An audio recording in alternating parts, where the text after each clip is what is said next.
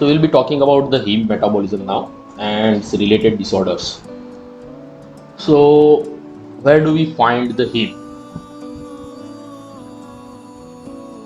Hemoproteins like hemoglobin, myoglobin, cytochrome C, catalases, and peroxidases. These are the places where you see the heme component. Means this is a complex proteins and where heme as a prosthetic group is residing, as well as tryptophan pyruvase, nitric oxide synthase. So this is a structure we already discussed about, and you can pronounce it as a heme. This is the pyrrole ring, and methylene bridges are there. 4 methylene bridges are there.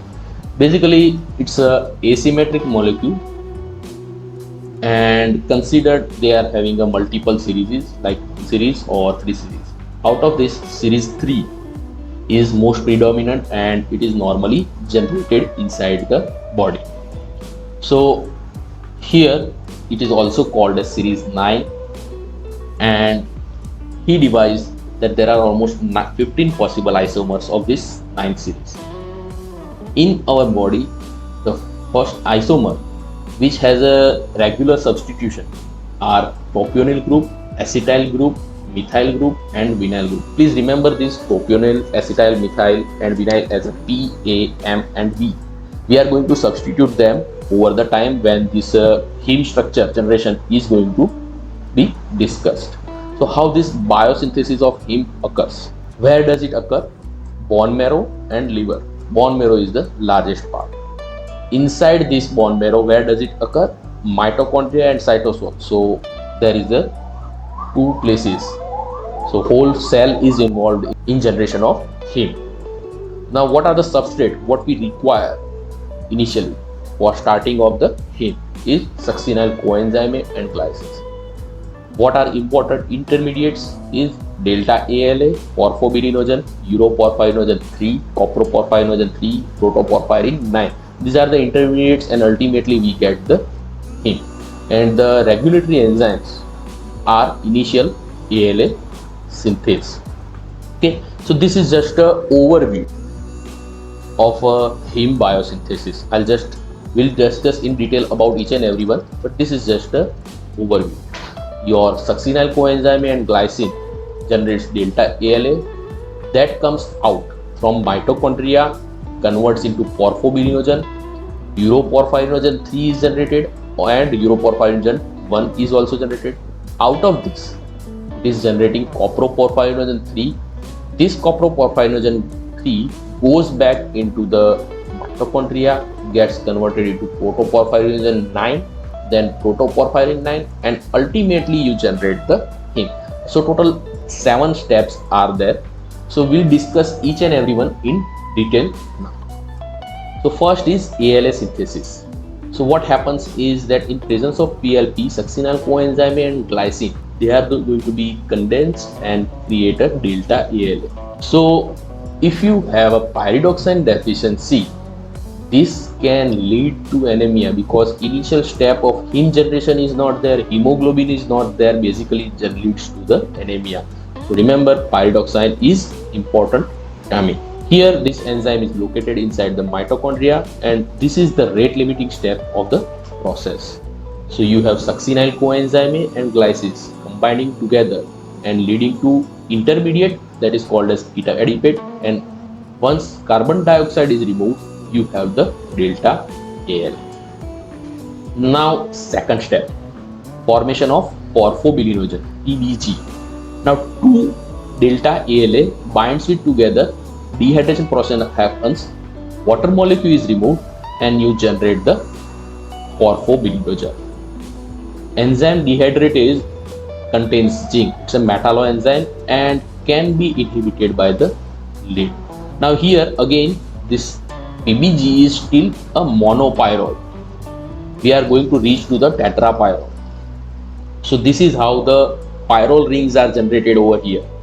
2 molecules of delta aminolevulonate or delta ALA. When combined, water molecule is removed, and when they are combined together, it generates the porphobilinogen. Now third step, uroporphyrinogen. Now we are taking same molecule of porphobilinogen 4 times. Now deamination reaction will occur. Ammonia will be removed, that is uroporphyrinogen 1 synthase. It creates an intermediate compound that is called as hydroxymethylbilane, and that is having a dehydration with the help of co-synthase and generates 4 molecule of uroporphyrinogen UPG. Now you have 4 molecules, they are going to be joined together by the methylene bridges that is coming from the glycine molecule, and fusion leads to the 3 series generation. So this is how process occurs.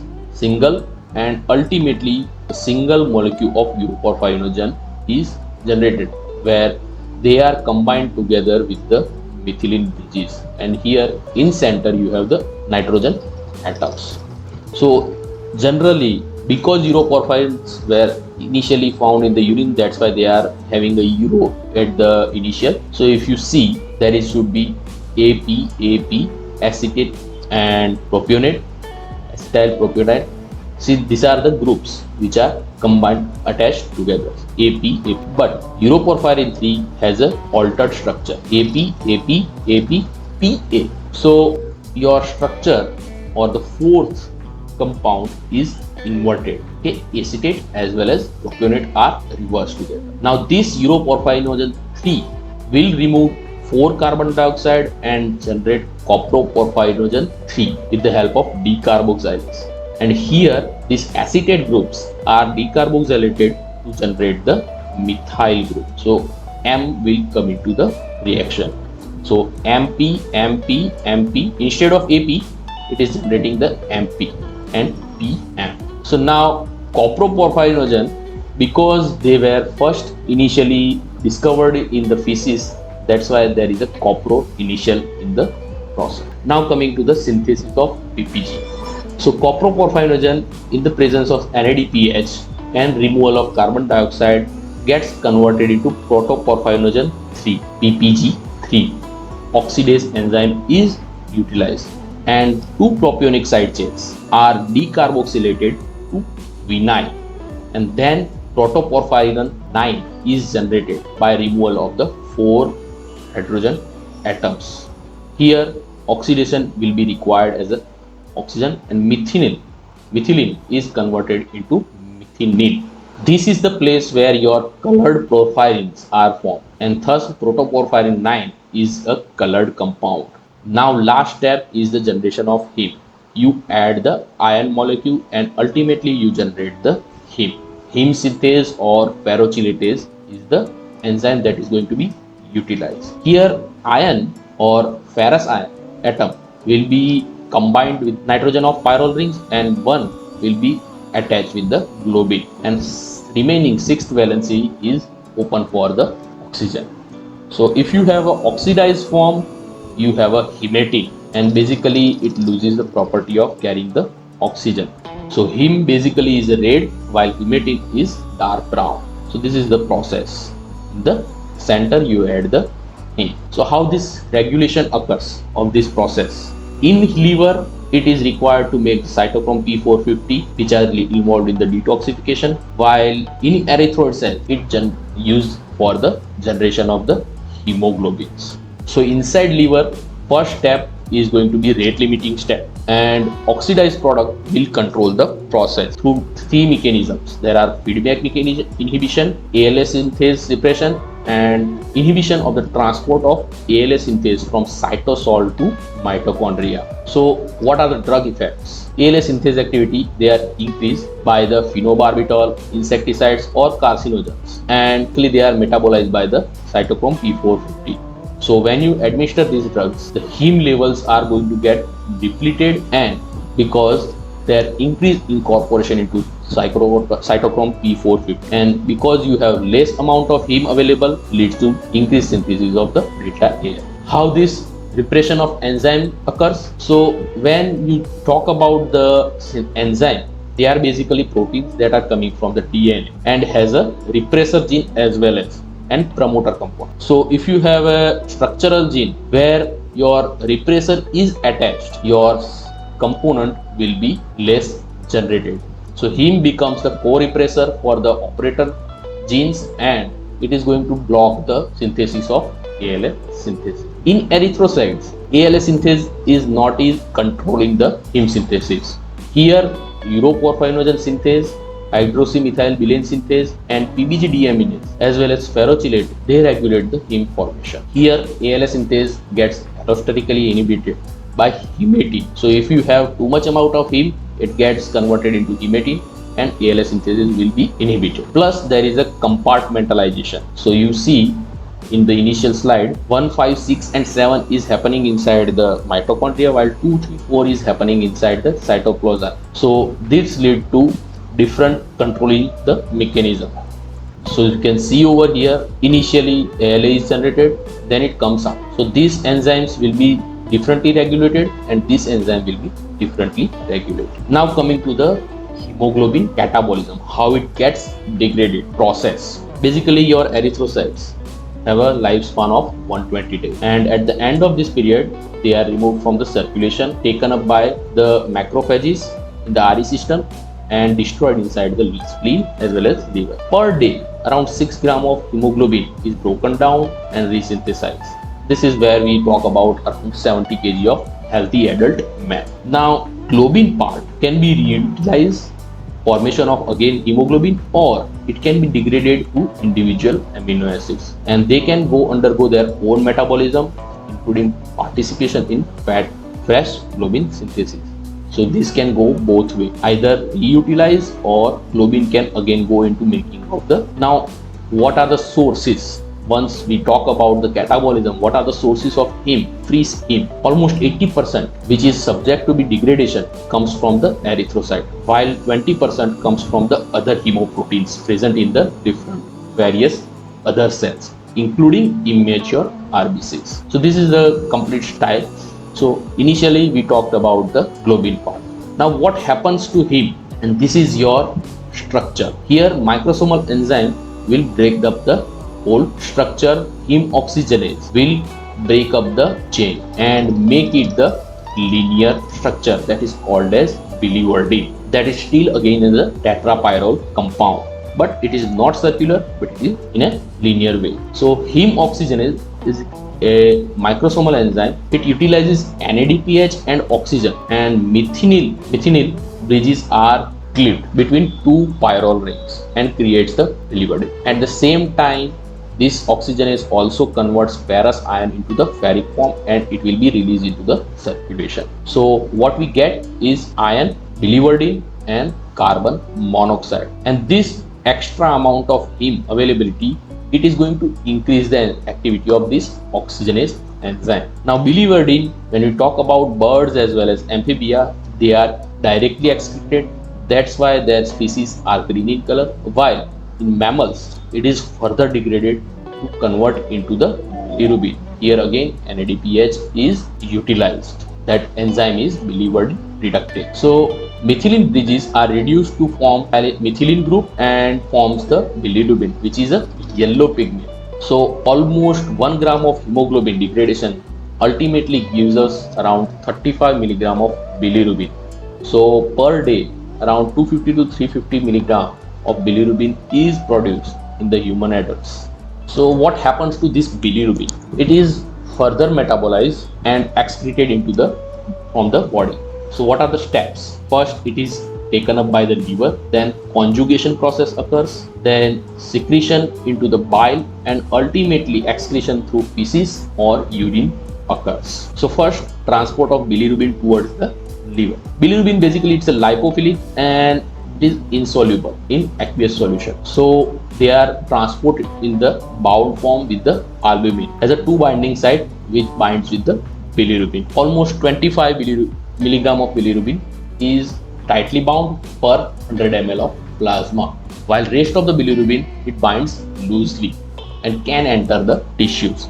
So if you are taking some drugs like sulfonamides or salicylate, this particular 25 milligram of bilirubin can lead to displacement of the bilirubin from the albumin, and that can enter the CNS system and can damage the neurons. So basically it is creating a problem with your regular transport of the bilirubin. So you have to always remember in giving this particular drugs. So your complex, once it enters the liver, it dissociates and taken up by the sinusoidal surface of the hepatocytes, and then it is transported inside the hepatocytes, and here it binds with the ligand. Now it gets conjugated. Basically we are talking about conjugation of bilirubin, conjugated with the two molecules of glucuronate, which is supplied by the UDP glucuronate. This generates the water soluble bilirubin, diglucuronide. If you have too much amount of bilirubin, it may generate the monoglucuronide also. So this is the process. Unconjugated bilirubin taken up by the liver, UDP glucuronate will be bind, UDP will be released, transferase is the enzyme, monoglucuronide, and again you have the UDP glucuronate and creates the bilirubin diglucuronate. So you liberate the conjugated bilirubin over here. So what happens afterwards? Excreted into the bile canaliculi against the concentration gradient, and then it enters the bile. And this is an active process and energy dependent. Because it's a very harmful product, it has to be excreted. So if you have any kind of liver impairment, then this particular process is going to be having a problem, and that's why we normally decide that whenever there is a bilirubin in the urine or blood, we decide that there is a problem with the liver. So what happens afterwards? Your bilirubin diglucuronate that is coming through the bile duct gets converted again, deconjugation happens, goes into the bilirubin, gets converted into urobilinogen. Now this urobilinogen can go back to enterohepatic circulation and systemic circulation to liver back and kidney, and they are here oxidized into the kidney, converts into urobilin and excreted into the urine, and this is the reason why you have a yellowish coloration of the urine. While further urobilinogen gets converted into stercobilin, again gets oxidized into the stercobilin, and that is excreted into the feces, that is stercobilin, that is a brown color pigment. So this is how it is getting excreted. Urobilinogen, you have the yellow color, while brown color is because of the stercobilin. What are the reduced form? Urobilinogen, mesobilinogen and stercobilinogen. Depending on what component is getting converted by the urobilin, mesobilin or stercobilin. So again, just animation, you have blood cells, then there is intestine and liver and kidney. So just we'll take the overview. You have a hemoglobin that is converted into globin into heme. Heme again with the help of heme oxygenase gets converted into biliverdin, then gets converted into bilirubin. Remember, this is the unconjugated or water insoluble. Now this transports via with the help of albumin, goes into the again liver. Here still it is insoluble, binds with the glucuronate and gets converted to bilirubin diglucuronate, that is water soluble, that goes out via bile duct into the intestine and gets converted into the stercobilinogen and excreted into the feces, while it can reabsorb into the blood, goes to the kidney and excreted into the urine as a urobilinogen. So this is the overview of how heme catabolism happens and it is excreted out of the body. So now we'll discuss about the disease of heme metabolism. So what is porphyria? These are the diseases of heme biosynthesis characterized by increased excretion of porphyrins or porphyrin precursors in urine and feces. Means the generation of heme is not happening properly. It can be genetic or acquired. Remember, we are talking about the heme synthesis disorders right now. So it can be erythropoietic or hepatic porphyria. Here enzyme deficiency is in the bone marrow, while in hepatic porphyria enzyme deficiency is the liver. So this is just an overview of the process, how heme structure is generated and what are the enzymes that are involved. And if you do not have this particular enzyme or they are defective, that may lead to particular disease. ALA dehydrogenase deficiency, acute intermittent congenital erythroporphyria, porphyria cutaneous tarda, hereditary corpophagia, variegate, as well as erythropoietic porphyria. These are the different stages where they are, if these enzymes are not available, then it may lead to problem. So let's discuss one by one. So type of porphyria, where the enzyme defect is and what are the characteristics. This is just a simple table for review. You can make such table in your own and have a overview easily. So one by one, acute intermittent porphyria. Your enzyme defect is fibrinogen deaminase. Okay, one of the most common porphyria, and it is seen in the puberty. What you see is abdominal pain as well as neuropsychiatric symptoms, and what you get is excretion of porphyrinogen and delta 8. Then what are the symptoms? If you add extra amount of drugs like barbiturates, their symptoms will be aggravated. So what it does is it induces the synthesis of P450, and you do not have available heme, then it leads to problem. You can add add imetin, and then you can create a. So next is porphyria cutanea tarda or cutaneous hepatic porphyria. Here the problem is with the uroporphyrinogen decarboxylase, and increased uroporphyrins are released. And here you see the cutaneous photosensitivity, means when patient is in the sunlight, they will have a skin burns.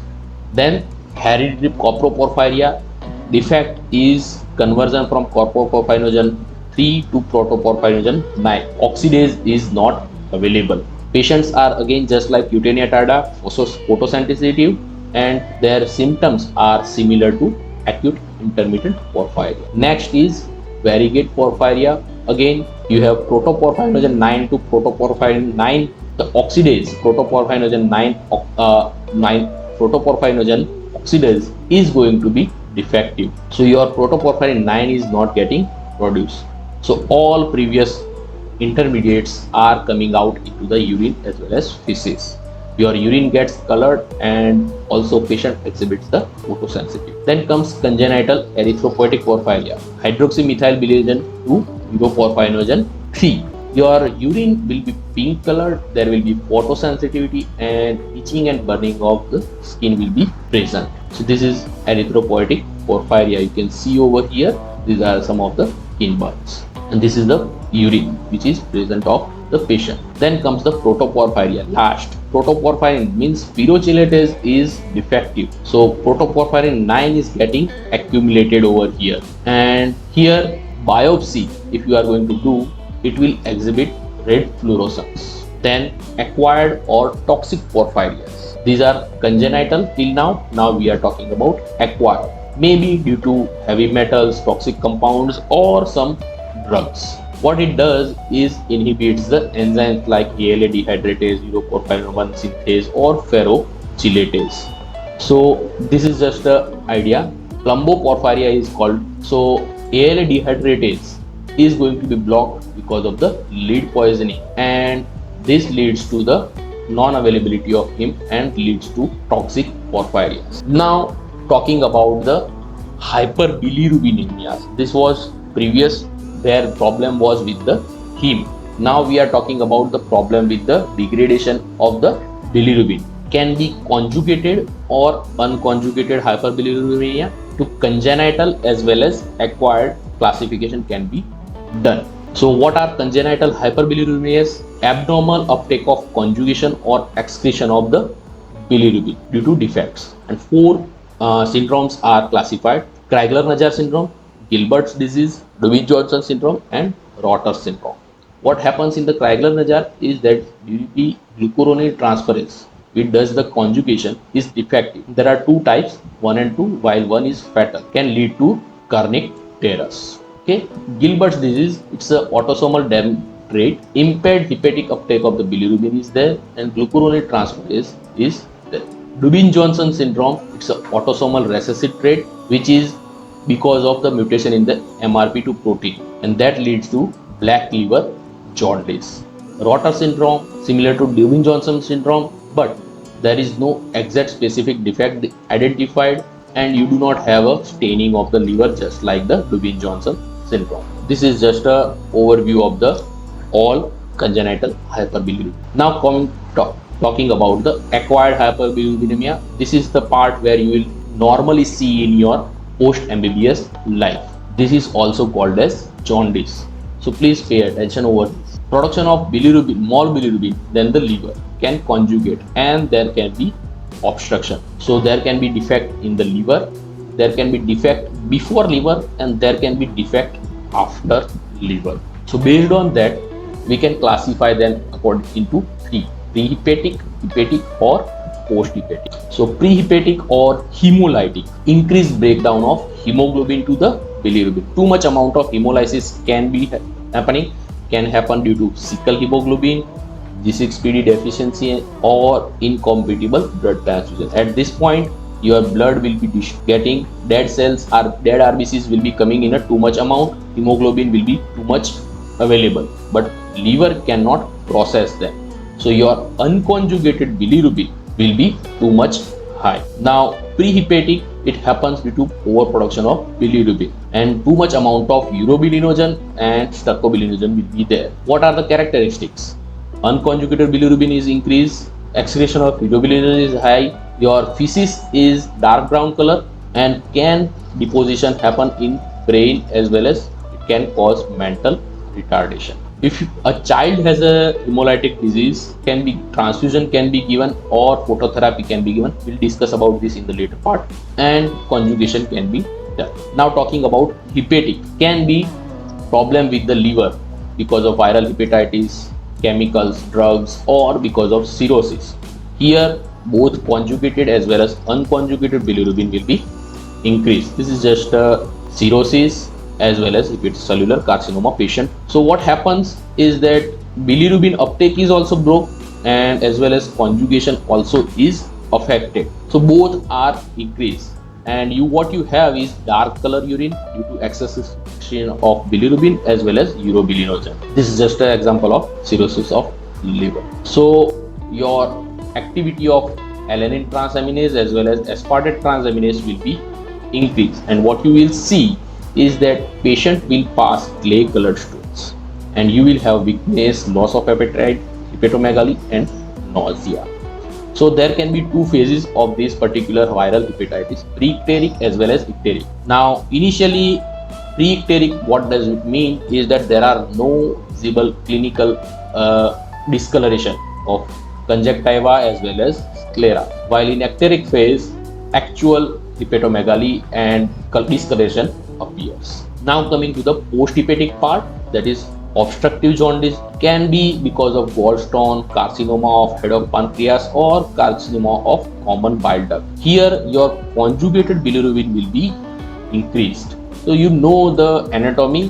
What happens is that because of bile duct, and if there is a problem over here, then it may cause the obstruction because of either pancreas condition or because of blocking of the gallstones. So what happens is there is too much amount of conjugated bilirubin, and this will release the serum alkaline phosphatase due to damaged bile duct. What you get is dark colored urine and clay colored feces because of the absence of stercobilinogen, and too much amount of fat will be present because bile is not released, bile salts are not available, and liver lipids will not be metabolizing, and patient will experience nausea as well as GI pain. This is just an overview of how you can diagnose differentially about the jaundice, which is hemolytic, hepatic as well as obstructive. Here are the parameters. Different parameters are present, and accordingly what condition is increased or decreased, that you can see. Okay, so this is our overview.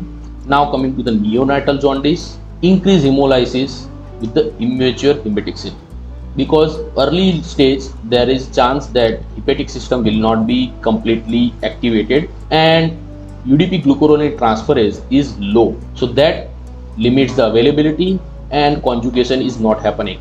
So unconjugated bilirubin is highly elevated, and it can pass the blood-brain barrier and can cause toxic encephalopathy and can cause mental retardation over the time. We can utilize phenobarbitols, which induces the bilirubin and can also provide blood transfusion. So many times you might have seen that babies are put up under the ultraviolet light. What it does basically is, bilirubin is photosensitive, it absorbs the blue light, it deals with the exposure of the blue light. What it causes is isomerization, and it converts unconjugated bilirubin into the non-toxic isomer that is called as lumibirubin. Now lumibirubin can easily excreted by the kidneys, So your bilirubin level gets lowered easily over the time and baby can survive. So this is just, I think this image you might have seen over the many places. Then breast milk jaundice. Breastfed infants can attribute to high level of estrogen also, which is normally excreted through the milk, and it inhibits the glucuronide transferase, and other drugs also can cause the problem and may lead to the jaundice in the newborn. So ultimately this is our jaundice classification: unconjugated with pathological or physiological. In pathological, hemolytic, non-hemolytic, and some congenital. While unconjugated, there is hepatic. Conjugated can be post-hepatic, and congenital, that is Robin Johnson and Rotter's syndrome.